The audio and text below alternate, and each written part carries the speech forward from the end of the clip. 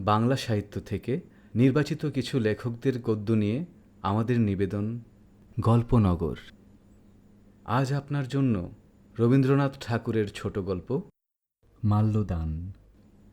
বিশ্বকবি খ্যাত শ্রী রবীন্দ্রনাথ ঠাকুর বাংলা সাহিত্যে সর্বাধিক ভূমিকা রেখে গেছেন বলে সর্বজন স্বীকৃত। সাহিত্যের এমন কোনো শাখা নেই যেখানে তিনি বিচরণ করেননি। 1913 সালে এই মহান লেখক সাহিত্যে নোবেল পুরস্কার অর্জন করেন। তার লেখা অসংখ্য ছোট গল্প সকল বয়সী পাঠকদের হৃদয় ছুঁয়ে যায়। 1861 সালের 7ই মে জোড়াসাঁকোর ঠাকুরবাড়িতে তিনি জন্মগ্রহণ করেন এবং 1941 সালের 7ই আগস্ট তিনি মৃত্যুবরণ করেন। আজ আপনাদের জন্য গল্পগুচ্ছ গ্রন্থ থেকে ছোট গল্প মাল্যদান। গল্পটি প্রথম প্রকাশিত হয় 1903 সালে। শুরু হচ্ছে রবীন্দ্রনাথ ঠাকুরের ছোট গল্প মাল্যদান। গল্প পাঠে এবং গল্পের সূত্রধার আমি অরূপরতন। সকালবেলায় শীত শীত ছিল। দুপুরবেলায় বাতাসটি অল্প একটু তাতিয়া উঠিয়া দক্ষিণ দিক হইতে বহিতে আরম্ভ করিয়াছে। যতীন যে বারান্দায় বসিয়াছিল সেখান হইতে বাগানের এক কোণে একদিকে একটি কাঁঠাল ও আরেক দিকে একটি শিরীষ গাছের মাঝখানের ফাঁক দিয়া বাহিরের মাঠ চোখে পড়ে। সেই শূন্য মাঠ ফাল্গুনের রৌদ্রে ধু ধু করিতেছিল। তাহারই এক প্রান্ত দিয়া কাঁচা পথ চলিয়া গেছে। সেই পথ বাহিয়া বোঝাই খালাস গরুর গাড়ি মন্দগমনে গ্রামের দিকে ফিরিয়া চলিয়াছে। গাড়ন মাথায় গামছা ফেলিয়া অত্যন্ত বেকারভাবে গান গাহিতেছে। এমন সময় পশ্চাতে একটি সহাস্য নারী কণ্ঠ বলিয়া উঠিল, কি যতীন, পূর্বজন্মের কারো কথা ভাবিতেছ বুঝি? যতীন কহিল, কেন পটল, আমি এমনই কি হতবাগা যে ভাবিতে হইলেই পূর্বজন্ম লইয়া টান পারিতে হয়? আত্মীয় সমাজে পটল নামে খ্যাত এই মেয়েটি বলিয়া উঠিল, আর মিথ্যা বড়াই করিতে হইবে না।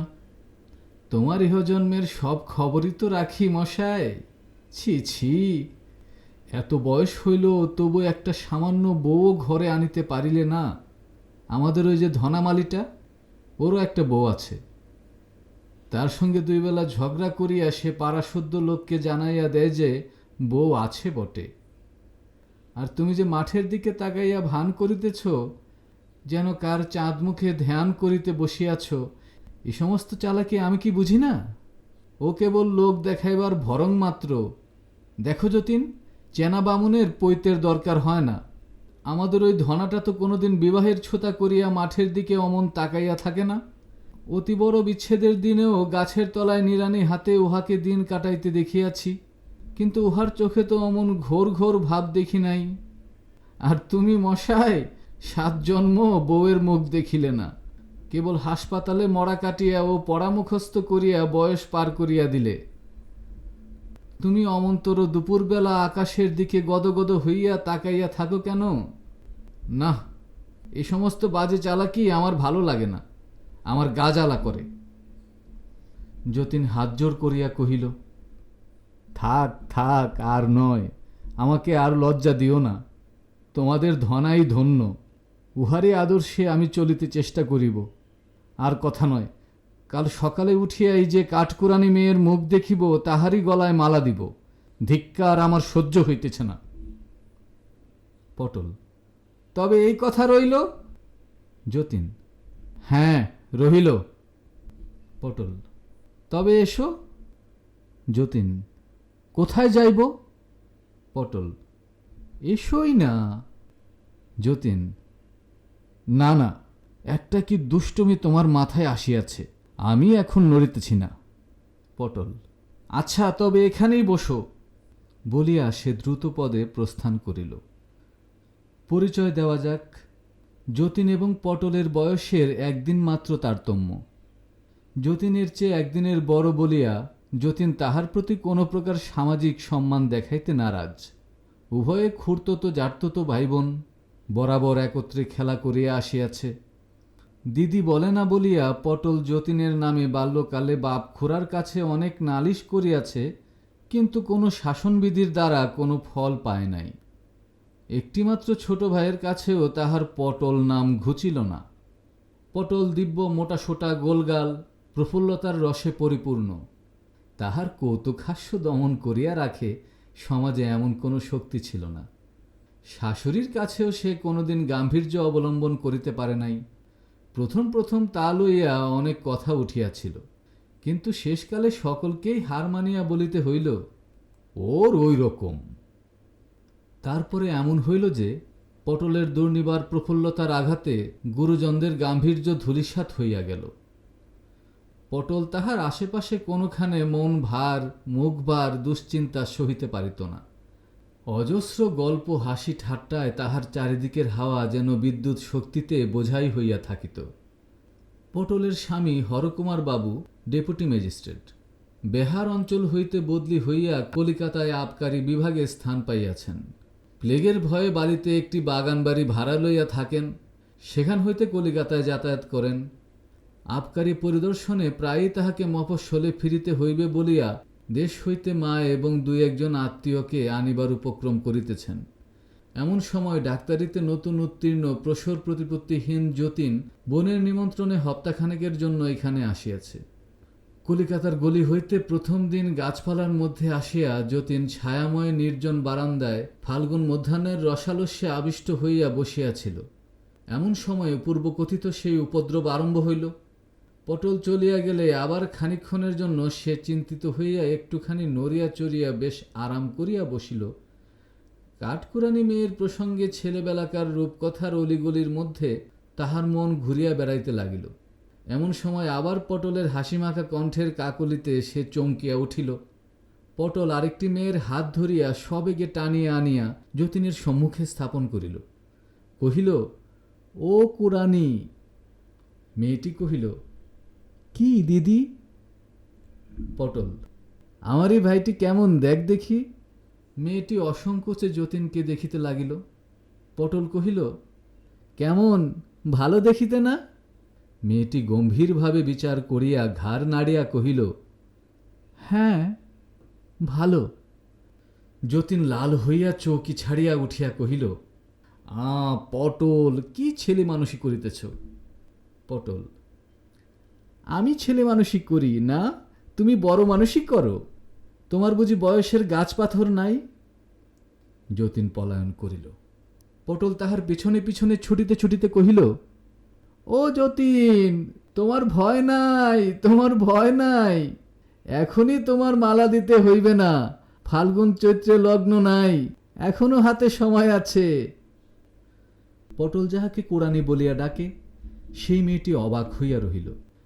তাহার বয়স 16 হইবে, শরীর ছিপছিপে, মুখশ্রী সন্ধানে অধিক কিছু বলিবার নাই। কেবল মুখে এই একটি অসামান্যতা আছে যে দেখিলে যেন বনের হরিণের ভাব মনে আসে। কঠিন ভাষায় তাহাকে নির্বুদ্ধি বলা যাইতেও পারে, কিন্তু তাহা বোকামি নহে, তাহা বুদ্ধিবৃত্তির অপরিস্ফুরণ মাত্র। তাহাতে কুরানির মুখের সৌন্দর্য নষ্ট না করিয়া বরঞ্চ একটি বিশিষ্টতা দিয়াছে। সন্ধ্যাবেলায় হরকুমার বাবু কলিকাতা হইতে ফিরিয়া আসিয়া যতীনকে দেখিয়া কহিলেন, এই যে যতীন আসিয়াছ, ভালো হইয়াছে। তোমাকে একটু ডাক্তারি করিতে হইবে। পশ্চিমে থাকিতে দুর্ভিক্ষের সময় আমরা একটি মেয়েকে লইয়া মানুষ করিতেছি। পটল তাহাকে কুরানি বলিয়া ডাকে। উহার বাপ মা এবং ওই মেয়েটি আমাদের বাংলার কাছে একটি গাছতলায় পড়িয়াছিল। যখন খবর পাইয়া গেলাম, গিয়া দেখি উহার বাপ মা মরিয়াছে, মেয়েটির প্রাণটুকু আছে মাত্র। পটল তাহাকে অনেক যত্নে বাঁচাইয়াছে। উহার জাতের কথা কেহ জানে না, তাহা লইয়া কেহ আপত্তি করিলেই পটল বলে, ও তো দ্বিজ, একবার মরিয়া এবার আমাদের ঘরে জন্মিয়াছে, উহার সাবেক জাত কোথায় ঘুচিয়া গেছে। প্রথমে মেয়েটি পটলকে মা বলিয়া ডাকিতে শুরু করিয়াছিল। পটল তাহাকে ধমক দিয়া বলিল, খবরদার, আমাকে মা বলিস নে, আমাকে দিদি বলিস। পটল বলে, অত বড় মেয়ে মা বলিলে নিজেকে বুড়ি বলিয়া মনে হইবে যে। বোধ করি সেই দুর্ভিক্ষের উপবাসে বা আর কোনো কারণে উহার থাকিয়া থাকিয়া শুল বেদনার মতো হয়। ব্যাপারখানা কি, তোমাকে ভালো করিয়া পরীক্ষা করিয়া দেখিতে হইবে। ওরে তুলসী, কুরানিকে ডাকিয়া আনতো। কুড়ানি চুল বাঁধিতে বাঁধিতে অসম্পূর্ণ বেণী পিঠের উপর দুলাইয়া হরকুমার বাবুর ঘরে আসিয়া উপস্থিত হইল।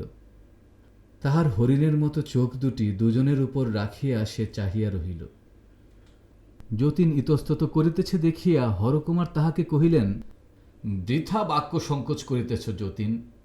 উহাকে দেখিতে মস্ত ডাগর, কিন্তু কচি ডাবের মতো উহার ভিতরে কেবল জল ছলছল করিতেছে। এখনো শ্বাসের রেখামাত্র দেখা দেয় নাই। ও কিছুই বোঝে না। উহাকে তুমি নারী বলিয়া ভ্রম করিও না। ও বনের হরিণী। যতীন তাহার ডাক্তারি কর্তব্য সাধন করিতে লাগিল। কুড়ানি কিছুমাত্র কুণ্ঠা প্রকাশ করিল না। যতীন কহিল, শরীরযন্ত্রের কোনো বিকার তো বোঝা গেল না। পটল ফস করিয়া ঘরে ঢুকিয়া বলিল, হৃদয়যন্ত্রেরও কোনো বিকার ঘটে নাই। তার পরীক্ষা দেখিতে চাও? বলিয়া কুড়ানির কাছে গিয়া তাহার চিবুক স্পর্শ করিয়া কহিল, ও কুড়ানি, আমার এই ভাইটিকে তোর পছন্দ হইয়াছে? কুড়ানি মাথা হেলাইয়া কহিল, হ্যাঁ। পটল কহিল, আমার ভাইকে তুই বিয়ে করবি? সে আবার মাথা হেলাইয়া কহিল, হ্যাঁ। পটল এবং হরকুমার বাবু হাসিয়া উঠিলেন। কুড়ানি কিছুমাত্র কৌতুকের মর্ম না বুঝিয়া তাহাদের অনুকরণে মুখখানি হাসিতে ভরিয়া চাহিয়া রহিল। যতীন লাল হইয়া উঠিয়া ব্যস্ত হইয়া কহিল, পটল, তুমি বাড়াবাড়ি করিতেছ, ভারী অন্যায়। হরকুমার বাবু, আপনি পটলকে বড় বেশি প্রশ্রয় দিয়া থাকেন। হরকুমার কহিলেন, নাহিলে আমিও যে উহার কাছে প্রশ্রয় প্রত্যাশা করিতে পারি না। কিন্তু যতীন, কুড়ানিকে তুমি জানো না বলিয়াই অত ব্যস্ত হইতেছ। তুমি লজ্জা করিয়া কুড়ানিকে শুদ্ধ লজ্জা করিতে শিখাইবে দেখিতেছি। উহাকে জ্ঞান বৃক্ষের ফল তুমি খাওয়াইও না। সকলে উহাকে লইয়া কৌতুক করিয়াছে। তুমি যদি মাঝের থেকে গাম্ভীর্য দেখাও, তবে সেটা উহার পক্ষে একটা অসঙ্গত ব্যাপার হইবে। পটল, ওই জন্যই তো যতীনের সঙ্গে আমার কোনো কালেই বনিল না। ছেলেবেলা থেকে কেবলই ঝগড়া চলিতেছে। ও বড় গম্ভীর। হরকুমার, ঝগড়া করাটা বুঝি এমনি করিয়া একেবারে অভ্যেস হইয়া গেছে। ভাই সরিয়া পড়িয়াছেন এখন? পটল, ফের মিথ্যে কথা। তোমার সঙ্গে ঝগড়া করিয়া সুখ নাই, আমি চেষ্টাও করি না। হরকুমার, আমি গোড়াতেই হার মানিয়া যাই। পটল, বড় কর্মই করো। গোড়ায় হার না মানিয়া শেষে হার মানিলে কত খুশি হইতাম। রাত্রে শোবার ঘরের জানালা দরজা খুলিয়া দিয়া যতীন অনেক কথা ভাবিল। যে মেয়ে আপনার বাবা মাকে না খাইতে পাইয়া মরিতে দেখিয়াছে, তাহার জীবনের উপর কি ভীষণ ছায়া পড়িয়াছে, এই নিদারুণ ব্যাপারে সে কত বড় হইয়া উঠিয়াছে, তাহাকে লইয়া কি কৌতুক করা যায়? বিধাতা দয়া করিয়া তাহার বুদ্ধিবৃত্তির উপরে একটা আবরণ ফেলিয়া দিয়াছেন। এই আবরণ যদি উঠিয়া যায়, তবে অদৃষ্টের রুদ্রলীলায় কি ভীষণ চিহ্ন প্রকাশ হইয়া পড়ে। আজ মধ্যাহ্নে গাছের ফাঁক দিয়া যতীন যখন ফাল্গুনের আকাশ দেখিতেছিল, তাহার মনটা মাধুর্যের কুহেলিকায় সমস্ত জগৎটাকে আচ্ছন্ন করিয়া দেখিয়াছিল।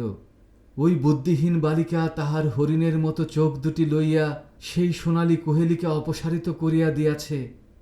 ফাল্গুনের এই কুজন গুঞ্জন মর্মরের পশ্চাতে যে সংসার ক্ষুধা তৃষ্ণাতুর দুঃখ কঠিন দেহ লইয়া বিরাট মূর্তিতে দাঁড়াইয়া আছে, উদ্ঘাটিত যবনিকার শিল্প মাধুর্যের অন্তরালে সে দেখা দিল। পরদিন সন্ধ্যার সময় কুড়ানির সেই বেদনা ধরিল।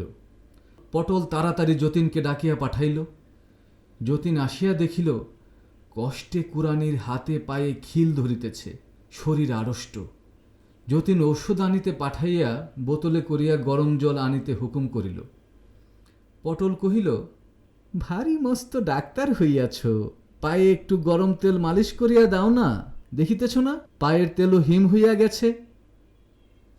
যতীন রোগিণীর পায়ের তলায় গরম তেল সবেগে ঘষিয়া দিতে লাগিল। চিকিৎসা ব্যাপারে রাত্রি অনেক হইল। হরকুমার কলিকাতা হইতে ফিরিয়া আসিয়া বারবার কুড়ানির খবর লইতে লাগিলেন। যতীন বুঝিল, সান্ধ্যবেলায় কর্ম হইতে ফিরিয়া আসিয়া পটল অভাবে হরকুমারের অবস্থা অচল হইয়া উঠিয়াছে। ঘন ঘন কুড়ানির খবর লইবার তাৎপর্য তাই। যতীন কহিল, হরকুমারবাবু ছটফট করিতেছেন, তুমি যাও পটল।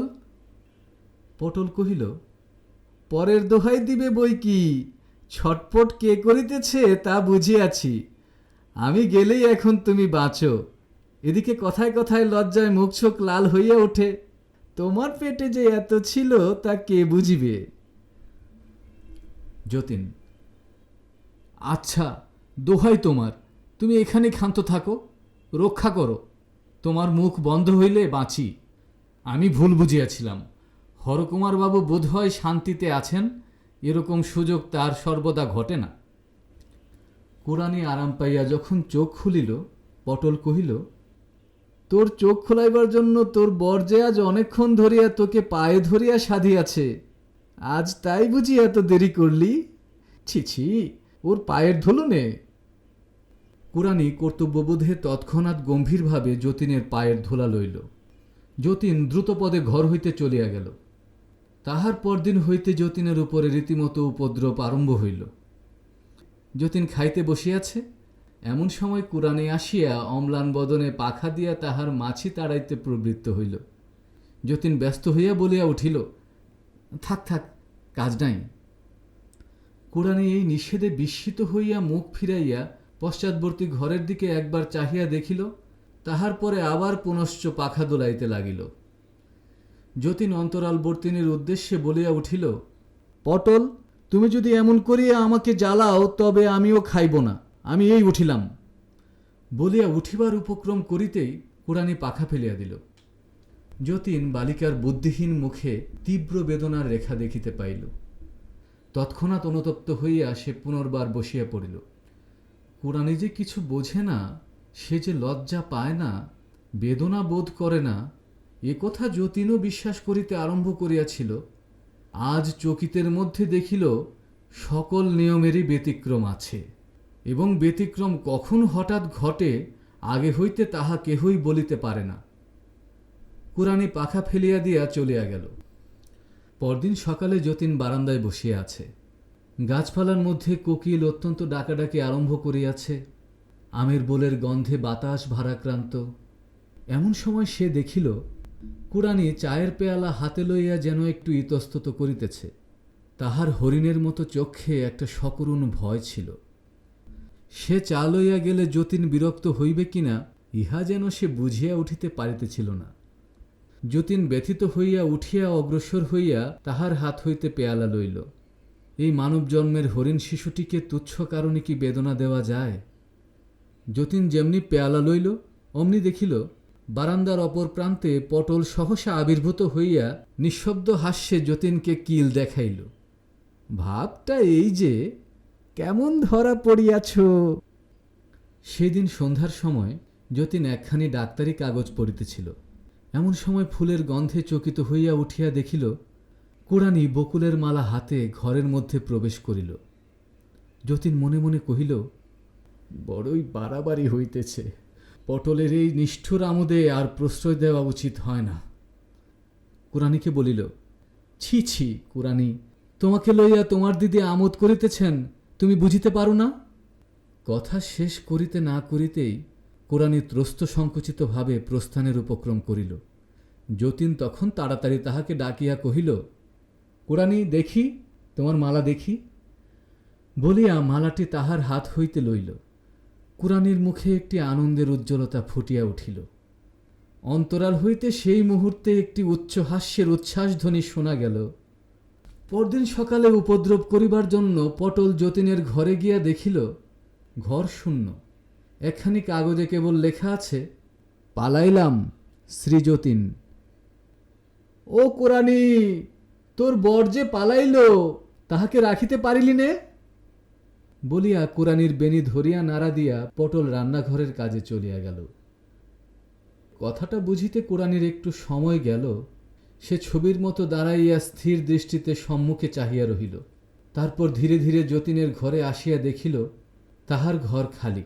তার পূর্ব সন্ধ্যার উপহারের মালাটা টেবিলের উপর পড়িয়া আছে। বসন্তের প্রাতকালটি স্নিগ্ধ সুন্দর। রৌদ্রটি কম্পিত কৃষ্ণচূড়ার শাখার ভিতর দিয়া ছায়ার সহিত মিশিয়া বারান্দার উপর আসিয়া পড়িয়াছে। কাঠবেড়ালি লেজ পিঠে তুলিয়া ছুটাছুটি করিতেছে এবং সকল পাখি মিলিয়া নানা সুরে গান গাহিয়া তাহাদের বক্তব্য বিষয় কিছুতেই শেষ করিতে পারিতেছে না। পৃথিবীর এই কোনটুকুতে এই খানিকটা ঘনপল্লব ছায়া এবং রৌদ্ররচিত জগৎখণ্ডের মধ্যে প্রাণের আনন্দ ফুটিয়া উঠিতেছিল। তাহারই মাঝখানে ওই বুদ্ধিহীন বালিকা তাহার জীবনের, তাহার চারিদিকের কোনো সঙ্গত অর্থ বুঝিয়া উঠিতে পারিতেছিল না। সমস্তই কঠিন প্রহেলিকা। কি হইল, কেন এমন হইল? তারপরে এই প্রভাত, এই গৃহ, এই যাহা কিছু সমস্তই এমন একেবারে শূন্য হইয়া গেল কেন? যাহার বুঝিবার সামর্থ্য অল্প, তাহাকে হঠাৎ একদিন নিজ হৃদয়ের এই অতল বেদনার রহস্য গর্ভে কোনো প্রদীপ হাতে না দিয়া কে নামাইয়া দিল? জগতের এই সহজ উচ্ছ্বাসিত প্রাণের রাজ্যে, এই গাছপালা মৃগ পক্ষীর আত্মবিস্তৃত কলরবের মধ্যে কে তাহাকে আবার টানিয়া তুলিতে পারিবে? পটল ঘরকন্যার কাজ সারিয়া কুড়ানির সন্ধান লইতে আসিয়া দেখিল, সে যতীনের পরিত্যক্ত ঘরে তাহার খাটের খুঁড়া ধরিয়া মাটিতে পড়িয়া আছে। শূন্য শয্যাটাকে যেন পায়ে ধরিয়া সাধিতেছে। তাহার বুকের ভিতরে যে একটি সুধার পাত্র লুকানো ছিল, সেইটে যেন শূন্যতার চরণে বৃথা আশ্বাসে উপর করিয়া ঢালিয়া দিতেছে। ভূমিতলে পঞ্জীভূত সেই স্থলিত কেশা লুণ্ঠিত বসনা নারী যেন নীরব একাগ্রতার ভাষায় বলিতেছে, লও, লও, ওগো আমাকে লও।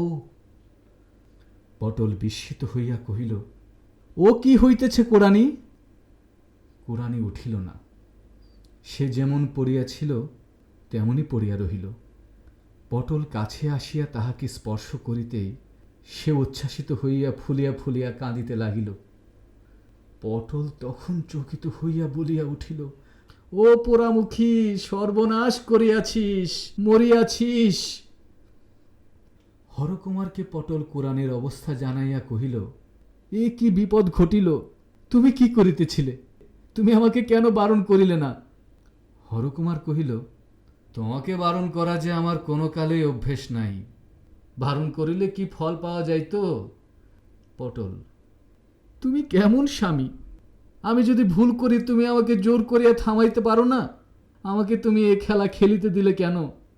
এই বলিয়া সে ছুটিয়া গিয়া ভূপাতিতা বালিকার গলা জড়াইয়া ধরিয়া কহিল, লক্ষ্মী বোন আমার, তোর কি বলিবার আছে, আমাকে খুলিয়া বল। হায়, কুড়ানির এমন কি ভাষা আছে যে আপনার হৃদয়ের অব্যক্ত রহস্য সে কথা দিয়া বলিতে পারে? সে একটি অনির্বচনীয় বেদনার উপর তাহার সমস্ত বুক দিয়া চাপিয়া পড়িয়া আছে। সে বেদনাটা কি? জগতে এমন আর কাহারও হয় কি না? তাহাকে লোকে কি বলিয়া ডাকে? কুড়ানি তাহার কিছুই জানে না। সে কেবল কান্না দিয়া বলিতে পারে, মনের কথা জানাইবার তাহার আর কোনো উপায় নাই।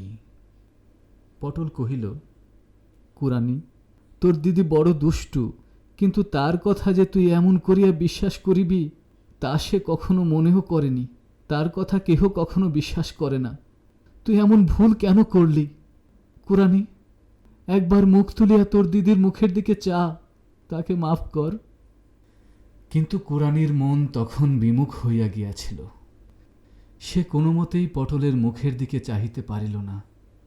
সে আরো জোর করিয়া হাতের মধ্যে মাথা গুঁজিয়া রহিল। সে ভালো করিয়া সমস্ত কথা না বুঝিয়াও এক প্রকার মূঢ়ভাবে পটলের প্রতি রাগ করিয়াছিল।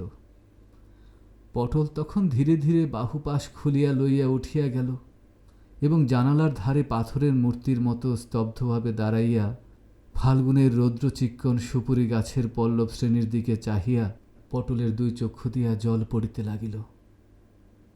পরদিন কুড়ানির আর দেখা পাওয়া গেল না। পটল তাহাকে আদর করিয়া ভালো ভালো গহনা এবং কাপড় দিয়া সাজাইত। নিজে সে এলোমেলো ছিল। নিজের সাজ সম্বন্ধে তার কোনো যত্ন ছিল না, কিন্তু সাজগোজের সমস্ত শখ কুড়ানির উপর দিয়েই সে মিটাইয়া লইত। বহুকাল সঞ্চিত সেই সমস্ত বসনভূষণ কুড়ানির ঘরের মেজের উপর পড়িয়া আছে।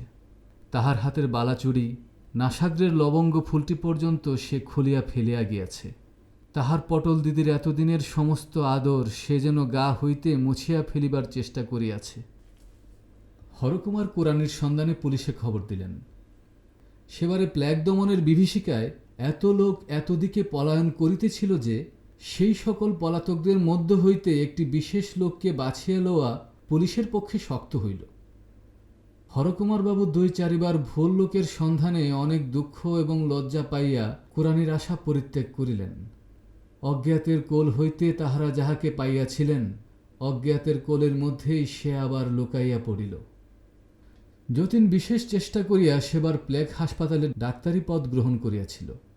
একদিন দুপুরবেলায় বাসায় আহার সারিয়া হাসপাতালে আসিয়া সে শুনিল হাসপাতালের স্ত্রী বিভাগে একটা নূতন রোগিণী আসিয়াছে। পুলিশ তাহাকে পথ হইতে কুড়াইয়া আনিয়াছে। যতীন তাহাকে দেখিতে গেল। মেয়েটির মুখের অধিকাংশ চাদরে ঢাকা ছিল। যতীন প্রথমেই তাহার হাত তুলিয়া লইয়া নাড়ি দেখিল। নাড়িতে জ্বর অধিক নাই, কিন্তু দুর্বলতা অত্যন্ত। তখন পরীক্ষার জন্য মুখের চাদর সরাইয়া দেখিল সেই কুড়ানি। ইতিমধ্যে পটলের কাছ হইতে যতীন কুড়ানির সমস্ত বিবরণ জানিয়াছিল।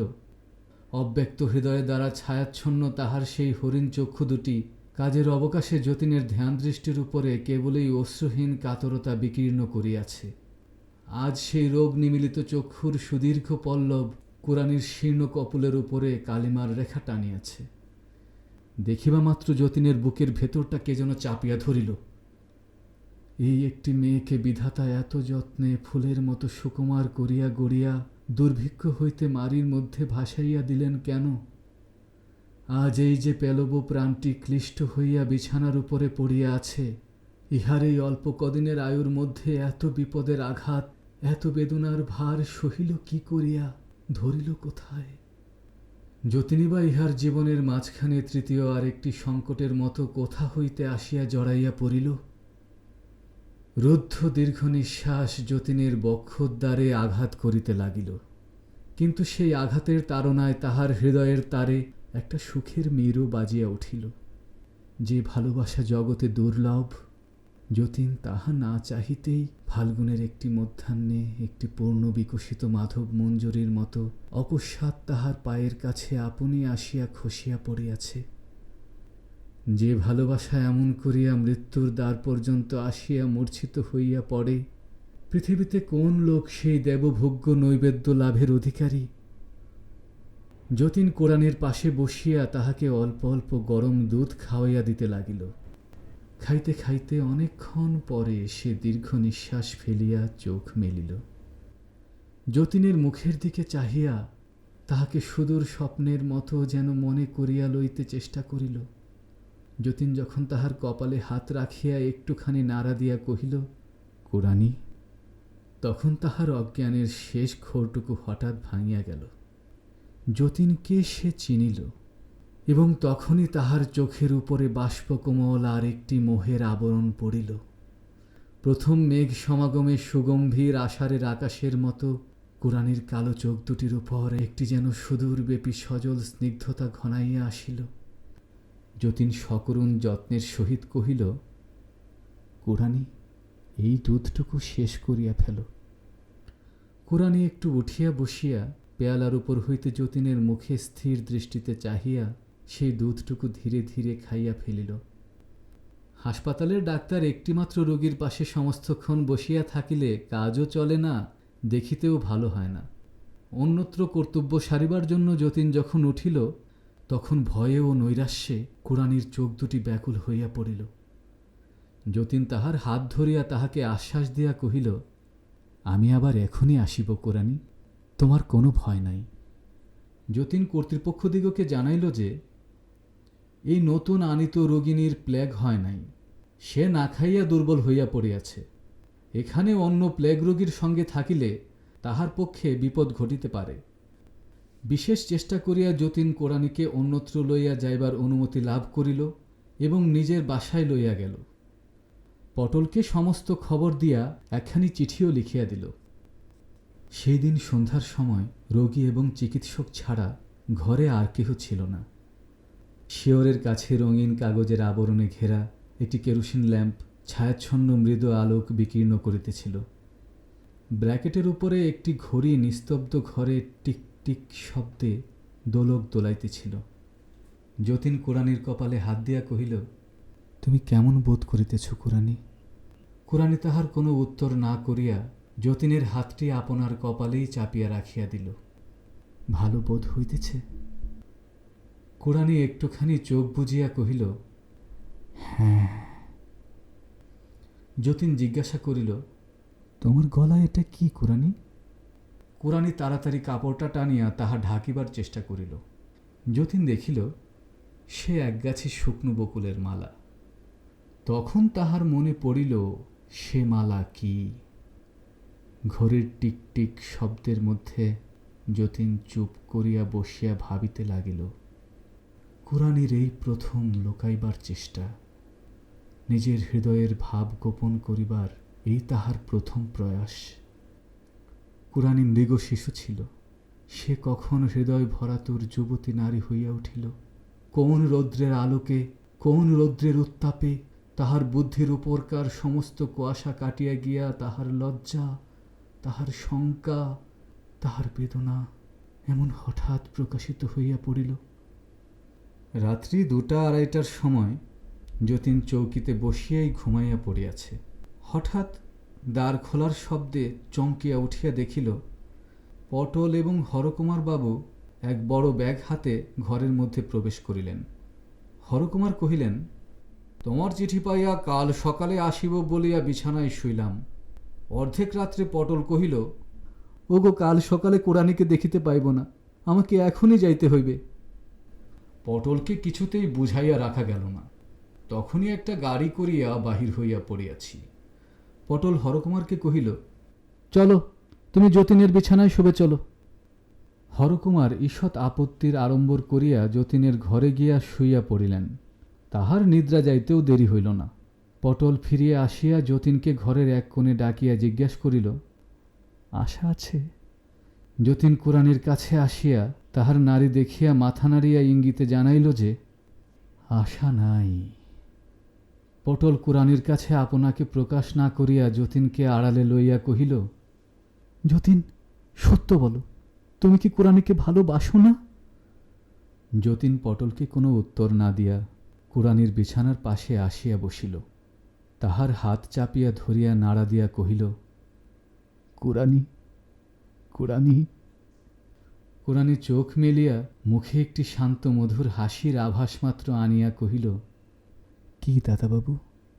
যতীন কহিল, কুরানি, তোমার এই মালাটি আমার গলায় পরাইয়া দাও।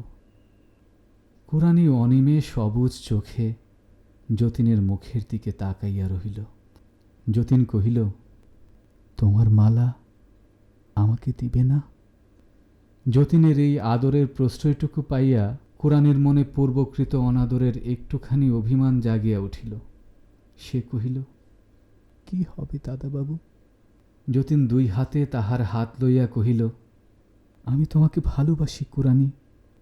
শুনিয়া ক্ষণকালের জন্য কুরানি স্তব্ধ রহিল। তাহার পরে তাহার 2 চক্ষু দিয়া অজস্র জল পড়িতে লাগিল। যতীন বিছানার পাশে নামিয়া হাঁটু গাড়িয়া বসিল। কুরানির হাতের কাছে মাথা নত করিয়া রাখিল।